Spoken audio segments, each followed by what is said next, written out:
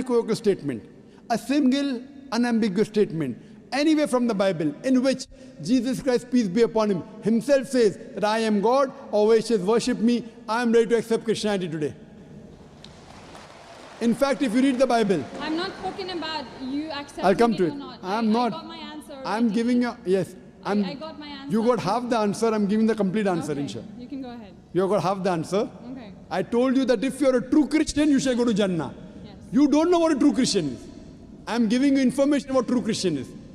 If you read the Bible, Jesus Christ, peace be upon him, said in the Gospel of John, chapter number 14, verse number 28, my Father is greater than I. Gospel of John, chapter number 10, verse number 29, my Father is greater than all. Gospel of Matthew, chapter number 12, verse number 28, I cast out devils with the Spirit of God. Gospel of Luke, chapter number 11, verse number 20, I with the finger of God cast out devils. Gospel of John, chapter number 5, verse number 30, I can of my own self do nothing.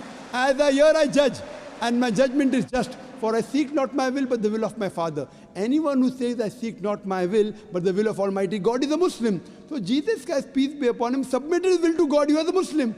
He never said he was God. It's clearly mentioned in the Gospel of John, chapter 14, verse number 24. Jesus Christ, peace be upon him, says that the words that you hear are not mine, but my Father's who has sent me. And it's clearly mentioned in the book of Acts, chapter number 2, verse number 22. Ye men of Israel, listen to this. Jesus of Nazareth, a man approved of God amongst you by wonders and miracles and signs, which God did by him, and you are witness to it. So Jesus Christ is a man approved of God amongst you by wonders and miracles and signs, which God did by him, and you are witness to it. So from the Bible you come to know that Jesus Christ was one of the most beloved messengers of Almighty God. We love him, we respect him. Do we follow his teachings? If you compare what Jesus Christ, peace be upon him, said in the Bible, I told that yesterday that we Muslims, we follow more of the teachings of Jesus Christ, peace be upon him. Jesus Christ, according to the Gospel of Luke, he was circumcised on the 8th day. We Muslims are circumcised, most of the Christians aren't.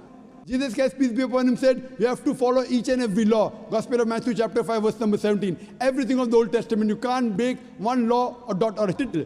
As I mentioned in my speech, it's mentioned in the book of Deuteronomy, chapter 14, verse number 8, in the book of Isaiah, chapter 65, verse 2 to 5, and the book of Leviticus, chapter number 11, verse number 7 to 8, that you should not have pork. We Muslims don't have pork, but most of the Christians have pork. It's mentioned in the book of Ephesians, chapter 5, verse number 18, book of Proverbs, chapter 20, verse number 1, you should not have alcohol. Muslims don't have alcohol, but Christians have alcohol. So if Christian means a person who follows the teachings of Jesus Christ, peace be upon him, then we Muslims are more Christian than the Christians themselves. So if you become a true Christian and truly follow the teachings of Jesus Christ, peace be upon him, said